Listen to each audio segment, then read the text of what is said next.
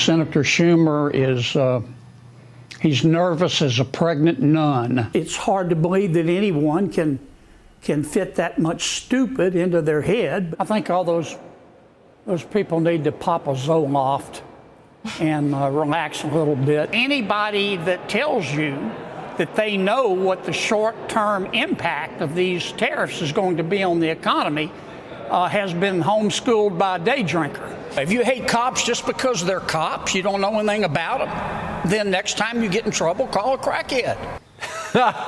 Few people roast Washington and logic more with charm and more truth than my next guest. He's the most quotable senator maybe ever. He is John Kennedy, and the senator has a brand new book out, Pulling No Punches. It's called How to Test Negative for Stupid and Why Washington Never Will. And joining us now is Senator Kennedy himself. Senator, who prompted you to write this book? Was it because you were seeming to be so quotable and bookable for those people who have shows like this?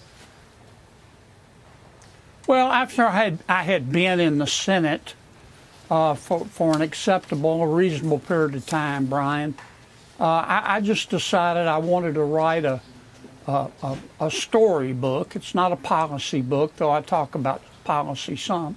A story book about what Washington, and specifically the Senate, is really like, and why in Washington, normal is just a setting on the clothes drive. Many of the stories are funny. Some of them are deeply bizarre.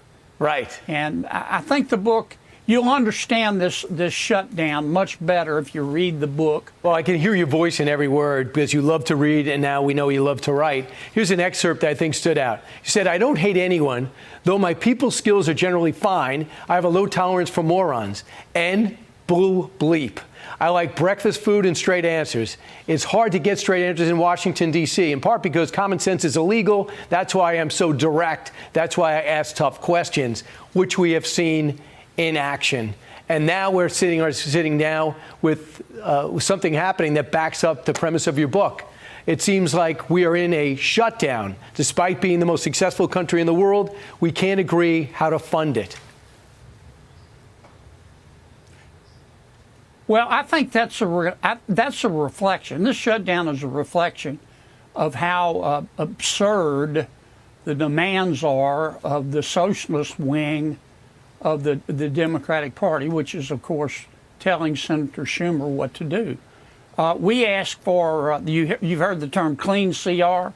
That just means we didn't ask for anything to open government and negotiate a new budget for the next 6 or 7 weeks. And the Loon Wing and Senator Schumer have said we'll only agree to open it if you give us $1.5 trillion. Well, we're not going to do that. If we did do that, Brian, you would see inflation go through the roof. Mm-hmm. You would see long-term interest rates go through the roof. And I don't see an end in sight. I really don't. If we're still shut down in 2 weeks, my suggestion is that we lock Thune and Schumer into a room with Katie Porter and tell them they can't come out till they make a deal. Absolutely. That would be a scary sight. And lastly, just as we try to fund the government, I think the problem is, to a degree, is that you're asking for nothing and they're asking you to undo the big, beautiful bill, including a lot of the rescissions that went through. So therefore, when they say meet halfway, you're not even out of the blocks. Like, where do you want to meet? You haven't asked for anything. Yeah. Well, this is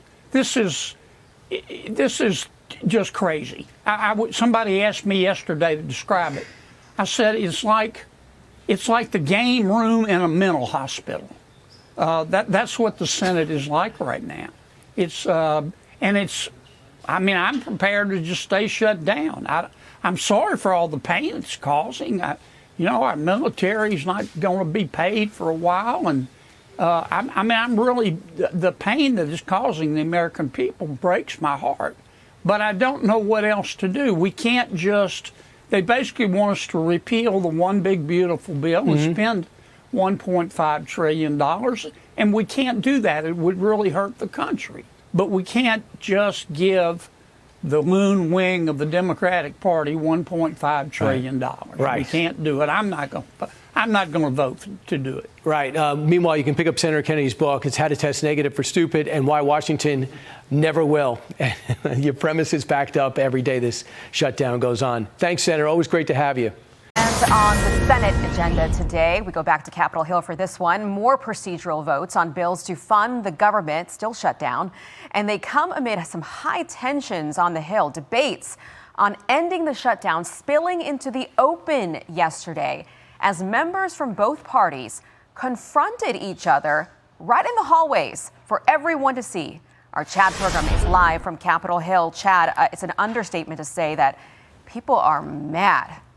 Yeah, people are really upset, and they will vote midday, but expect the same result. Anger over the shutdown finally spilled over into verbal brawling. There were multiple confrontations between rank-and-file members and top leaders from both sides. Listen, you're not going to talk. You're not going to talk to me. You're not going to talk to me and talk over me because you don't want to hear what I have to say. Oh, I'm listening. So why don't you just keep your mouth shut? Lawler confronted Jeffries about health care after his daily press conference. House Speaker Mike Johnson challenged Democratic Arizona Senators Mark Kelly and Ruben Gallego after they protested outside the Speaker's office. I'm going to get back to work. These gentlemen had a publicity stunt here. You see the issue. They need to go and vote to reopen the government. Get your plain people and back. simple. The House has done its work. And even if they do anything, troops and everybody they're not else here next week. Even if we strike a deal, and the Democrats have voted repeatedly to keep the government closed. Plain and simple. That is going to go up. Health care is the linchpin to the shutdown. Democrats will not relent from their demand for aid to defray the cost of health care premiums, which are about to spike. It's all up to Trump. It's clear my Republican colleagues need permission from Donald Trump before they'll engage in serious discussions. A lot of my Republican colleagues share the concern about folks they represent losing health care. Trump can be a hero here by extending the tax credit so folks who are buying their own insurance. Now, some Republicans are starting to demand money to offset the cost of Obamacare. Some people in red areas turned to Obamacare because their states did not take part in the expansion of Medicaid. Aisha? Okay, Chad program live for us. Chad, thank you. Good afternoon, Rich. Well, this is a celebration for the president, but this is also a chance for him to talk to other partners in the region about how to make sure this ceasefire agreement leads to a long-lasting peace. The president will get a chance to talk about some of those issues when he meets with world leaders at the summit in Egypt tomorrow. Leaders from more than 20 countries are set to attend. Vice President J.D. Vance tells Maria Bartiromo on Sunday Morning Futures he thinks this agreement will endure, giving specific credit to Special Envoy Steve Witkoff. The fact that he brought such great energy to it, I think, is one of the reasons why we are at this moment where we can say we're on the cusp of a lasting peace. And the fact that President Trump didn't go down the failed pathway that every president of both parties had pursued is, again, why we are on the cusp of getting these hostages home. Still, one of the big outstanding questions is whether Hamas will disarm. There are already reports of Hamas police reemerging in Gaza in a limited capacity, and that could perhaps pose some problems. Whether or not there will be control of Gaza after this ceasefire that we can all live with is a very big question. There are three pieces of the puzzle. Iran, which is the weakest they've been since 1979. The Arabs, which are closer to Trump than any time I can remember in the Mideast, closeness to a president, and Israel, who trusts Trump a lot. Even some Democrats are giving the president credit for stepping up the pressure on Hamas and Israel and leveraging his relationships in the Middle East to get to this breakthrough. I think he should get a lot of credit. I mean, this was his deal. He worked this out. He sent Steve Witkoff and Jared Kushner over to negotiate this, and it's so far has gone well. And the president is set to leave for his trip around 3:30 p.m. local time. We will press him for any comments ahead of his historic trip. Rich, back to you. As the president is leaving for the Middle East, it's the third week of a government shutdown here at home. He says he's found the money to pay our troops on the 15th of the month. How's he going to do it? Yeah, well, Rich, this had been a point of concern for lawmakers and for members of the administration because the last day to process payments for the military is tomorrow, but the next vote for the short-term funding bill is not until Tuesday. But the president now says in a Truth Social post he's directed Secretary of War Pete Hegseth to use all available funds to get troops paid on October 15th. The president's saying they have identified funds to do this, and Secretary Hegseth will use them to pay the troops. This morning, Vice President J.D. Vance told Maria Bartiromo again on Sunday Morning Futures where those funds could come from. Some of it will come from tightening the belts in other areas, but Maria, this is exactly right. A lot of this will come from incoming revenues to the Internal Revenue Service, tariff revenue, but also income tax revenue that is going to make it possible for us to pay our troops. Politico also reports the Pentagon is tapping into research and development funds to pay the troops to the tune of $8 billion.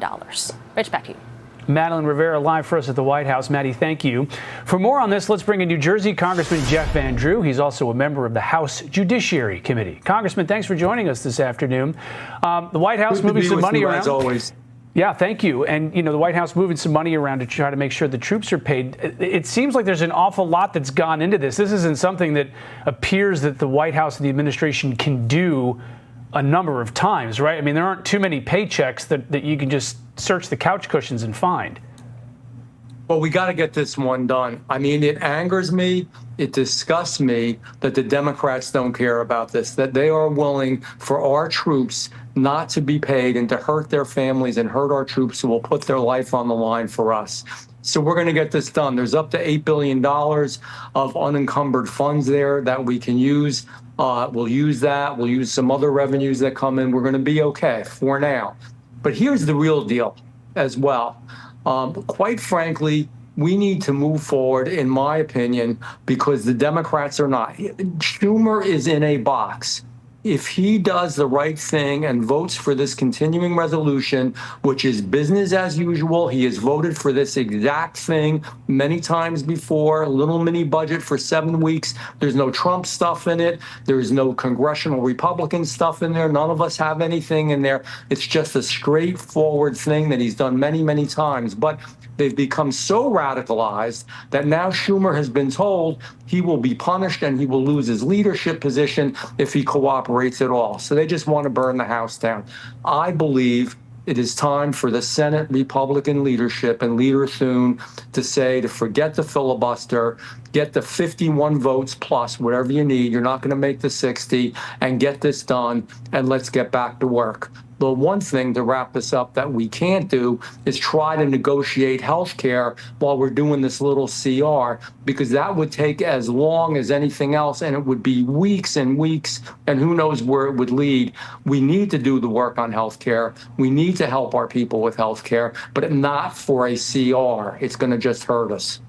Do you think that Leader Thune should move forward, blow up the CR on just this?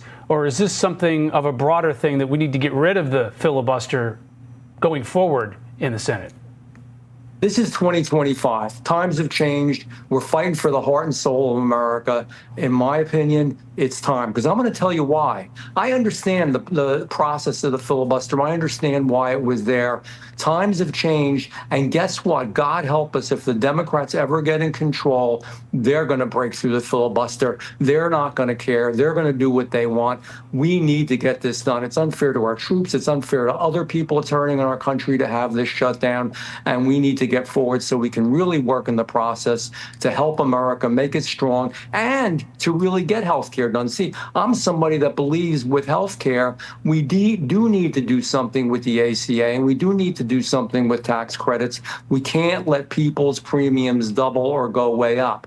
But the way to negotiate it is not during this short-term CR, because it would take weeks anyhow. The way to negotiate it is in the bigger picture. Right now, we have to get ourselves 7 weeks so we can hash this all out. I think it's time, definitely, for the filibuster to be done. Time to move on. We've got work to do. Do you think there are more Republicans like you who think that way, that say, hey, let's talk about health care? This is something that we should do. It absolutely is something that we should do. You know, there is President Trump has really set the table for this, and I've always believed in it. It's called populist conservatism. You're a populist. You believe in people. You want to help people. We do not want to hurt people. But you're conservative on important values, on the future of the country, on the strength of the country. I know we don't have time to speak at all about that, but the point is healthcare matters. All of America is affected by this. This will affect millions, tens of millions of people in this country. As a Republican Party, we have a responsibility not to allow premiums to go up 50% or even up to double for people. We've got to do better than that. But it is not to negotiate it during this short-term CR, because we wouldn't get it done in time anyhow. So we need to get the short-term CR done and then roll right in to doing hard work. We got to get back in Washington. We got to get the job done. I am tired of the filibuster. I'm tired of it. I want to get things done. When you have a majority, you have a majority. If we have 51 votes plus, we have more than 51 in the Senate. Let's do this thing. Let's get it done, and let's keep America. And turning really quickly from the Senate to Jersey, you got one heck of a governor's race going on there. Do you think Jack Ciattarelli is going to bring this home? He is. Jack Ciattarelli is going to win. And you can make fun of me if I'm wrong, but you're not going to have that opportunity. I've been around a few years. I've seen a lot of campaigns, and I know Jersey really well. And I'm telling you, Jack Ciattarelli's got the momentum.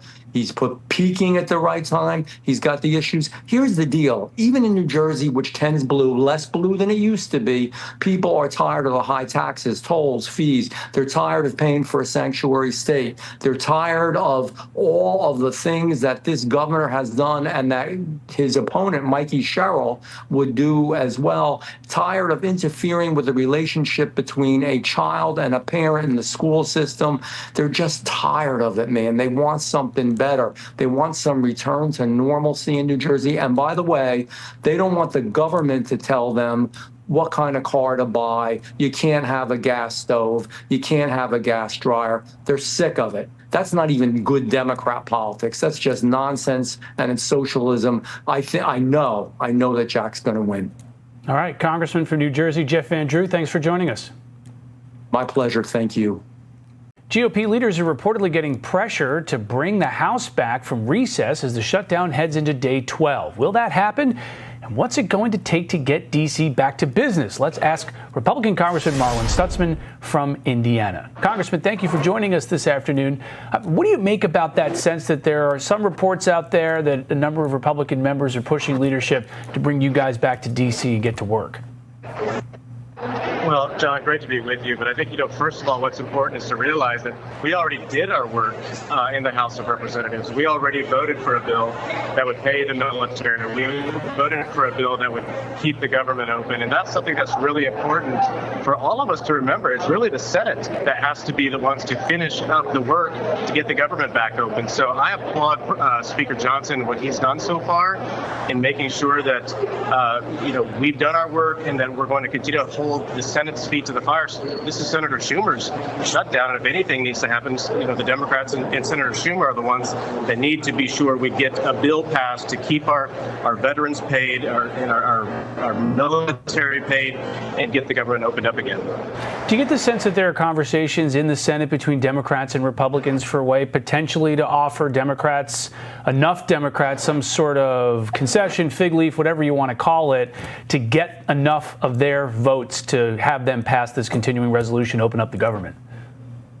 Well, I think so. I mean, they're obviously going to be negotiating a lot. I mean, already 3 Democrats are voting for the CR as it is. We call it a clean CR. Maybe there's other negotiations that can happen outside of this particular bill that could be voted on separately on the Senate side. I don't know all of those conversations over there, but we've done our work in the House, and they've got to find a way to pass this CR to open the government back up. I've been a critic of the 60-vote filibuster rule for a long time on budget bills. They could keep it for everything else, but for the government to serve the American people, when the government's shut down, it's not doing its job. And I come from a business background, and this is no way to run a business. You have to keep the government open to serve the people, and the Senate cloture vote, this procedural vote, shouldn't be the hang-up to be able to keep the government open. Democrats say this for them is all about health care and extending these expiring Obamacare subsidy rates. Is that something that you and your colleagues are willing to have conversations about, even commit to negotiating and restoring at least some of what's supposed to expire? Well, I'll tell you what, subsidies always drive prices higher, and we're seeing that in healthcare. We're seeing that, in my district, one of our hospital systems is one of the highest cost facilities in the country. I think subsidies, are only going to end up, those funds are going to end up in the pockets of insurance companies and hospital and service providers, rather than really driving the costs down for patients and the American people at the end of the day. So again, Obamacare has been a failure. We've now been enduring this for almost 15 years, and I think that we're going to have to go back to the drawing table and realize that healthcare is only helping a select few. I mean, my wife, she'll go to the doctor and she'll call me up afterwards. She's like, "Are you sure we have insurance?" Because we're always paying out of pocket. The deductibles are high, the premiums are high, and so I'm not sure that subsidies are the answer in the long run. Now, in the short term, there's obviously a lot of discussions that can happen to be sure we get to that point where we can do long-term reform. But at this point, I believe we've done our job in the House. Senate and Chuck Schumer need to do their job. I think this shutdown has become more about politics rather than about policy, whether it's Schumer being afraid of AOC in a primary in New York, or whether it's the Virginia election that's coming up here in about a month, where they want the Northern Virginia federal government workers to be all excited about the fact of what's going on in Washington, to be sure they get out and vote in the governor's race in Virginia. All right. Congressman Marlin Stutzman, thanks so much for joining us. Thank you. Great to be with you this afternoon.